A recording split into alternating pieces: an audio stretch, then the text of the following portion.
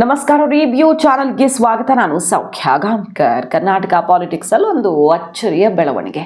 ಸಿದ್ದರಾಮಯ್ಯನವರೊಂದು ಬಹಳ ದೊಡ್ಡ ಸಂದೇಶವನ್ನು ಕೊಟ್ಟಿದ್ದಾರೆ. ಸಿಎಂ ಬದಲಾವಣೆಯ ಸೂಚನೆಯನ್ನ ಬಜೆಟ್ ಹೊತ್ತಲ್ಲಿ ಸಿದ್ದರಾಮಯ್ಯನವರೇ ಕೊಟ್ರ.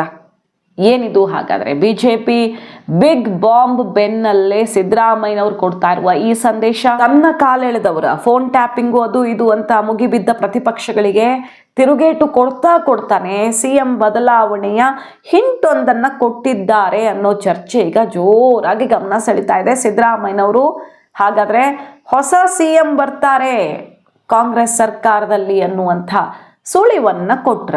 ಅದಕ್ಕಿಂತ ಇನ್ನೊಂದು ದೊಡ್ಡ ಬ್ರೇಕಿಂಗ್ ನ್ಯೂಸ್ ಏನಂದ್ರೆ, ಡಿನ್ನರ್ ಮೀಟಿಂಗ್ ಫಿಕ್ಸ್ ಆಗಿದೆ ಡಿ ಕೆ ಶಿವಕುಮಾರ್ ಅವ್ರದ್ದು. ಇದೇ ಮಾರ್ಚ್ 10ನೇ ತಾರೀಕು ಅವರು ಕೆಪಿಸಿಸಿ ಅಧ್ಯಕ್ಷರಾಗಿ 6 ವರ್ಷ ಕಂಪ್ಲೀಟ್ ಆಗ್ತಾ ಇದೆ. ಅದರ ಕಾರಣ ಇಟ್ಟುಕೊಂಡು ಈಗ ಡಿ ಕೆ ಶಿವಕುಮಾರ್ ಅವರು ಎಲ್ಲ ಸಚಿವರುಗಳು, ಶಾಸಕರುಗಳು, ವಿಧಾನ ಪರಿಷತ್ ಸದಸ್ಯರು ಎಲ್ಲ ಪ್ರಮುಖರನ್ನ ಸೇರಿಸಿ ಒಂದು ದೊಡ್ಡ ಔತಣಕೂಟವನ್ನು ಕರೆದಿದ್ದಾರೆ.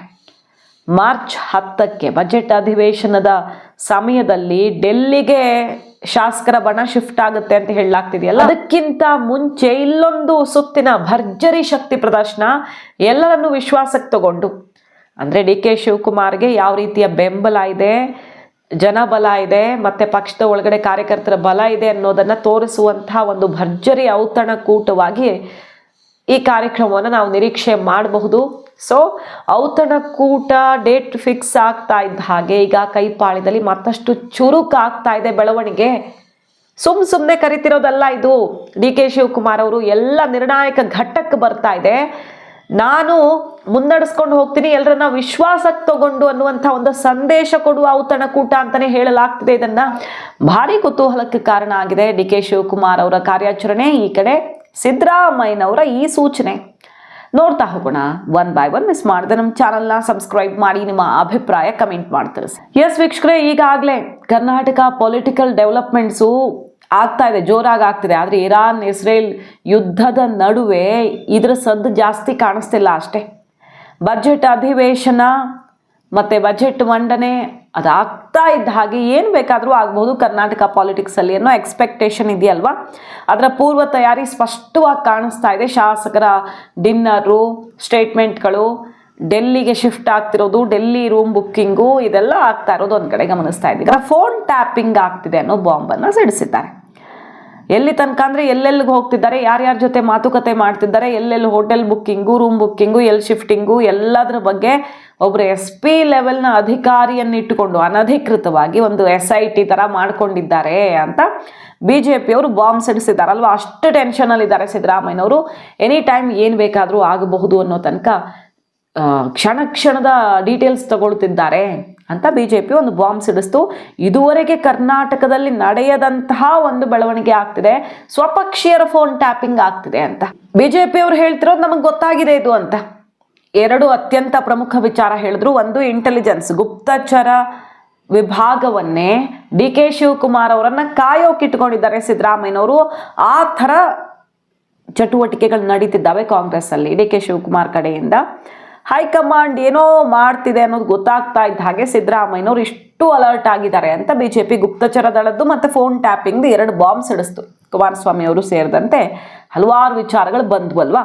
ಅದಕ್ಕೆ ಕೌಂಟರ್ ಕೊಟ್ಟಿದ್ದಾರೆ ಸಿದ್ದರಾಮಯ್ಯನವರು. ಕೌಂಟರ್ ಕೊಡ್ತಾ ಒಂದು ಹಿಂಟ್ ಕೊಟ್ಟಿದ್ದಾರೆ. ಏನೇನು ಹೇಳಿದ್ದಾರೆ ಅವರು? ಕುಮಾರಸ್ವಾಮಿ ಅವರಿಗೆ ಈ ಗೂಢಚರ್ಯೆಯ ಪಾಠವನ್ನ ಅವರ ಪೂಜ್ಯ ತಂದೆಯವರೇ ಹೇಳ್ಕೊಟ್ಟಿರ್ಬೇಕು. ಅವ್ರ ಕಾಲದಲ್ಲಿ ಏನೇನಾಗಿದೆ ಗೊತ್ತು. ತನ್ನನ್ನ PM ಮಾಡಿದ, ಪ್ರಧಾನಿ ಮಾಡಿದ, ಕಾಂಗ್ರೆಸ್ ಪಕ್ಷದ ಅಧ್ಯಕ್ಷ ಆಗಿದ್ದ ಸೀತಾರಾಮ್ ಕೇಸರಿ ಅವರ ವಿರುದ್ಧವೇ ಗೂಢಚರ್ಯೆ ಮಾಡಿದ್ದ ಕಾರಣಕ್ಕೆ ಕಾಂಗ್ರೆಸ್ ಪಕ್ಷ ತನ್ನ ಬೆಂಬಲವನ್ನ ಹಿಂತೆಗೆದುಕೊಂಡಿರೋ ಇತಿಹಾಸ ಮರ್ತೋಯ್ತಾ ಇವ್ರಿಗೆ ಅಂತೆಲ್ಲ ಕುಮಾರಸ್ವಾಮಿ ಅವರ ವಿರುದ್ಧ ಅಟ್ಯಾಕ್ ಮಾಡಿದ್ದಾರೆ. ಮತ್ತೆ BJP 2018ರಲ್ಲಿ ಕುಮಾರಸ್ವಾಮಿ ಅವರು ಮುಖ್ಯಮಂತ್ರಿ ಆಗಿದ್ದಾಗ ಆದಿಚುಂಚನಗಿರಿ ಪೂಜ್ಯ ನಿರ್ಮಲಾನಂದ ಸ್ವಾಮಿಗಳ ಫೋನನ್ನೇ ಕದ್ದಾಲಿಸಿದ್ದಾರೆ ಅನ್ನೋ ವಿಚಾರ ಬಂದಿತ್ತು. ಈಗಿನ ಅವರ ರಾಜಕೀಯ ಸಂಗಾತಿ BY ವಿಜಯೇಂದ್ರ ಅವರೇ ಆರೋಪ ಮಾಡಿದ್ರು. ಅದು ಮರ್ತೋಯ್ತಾ?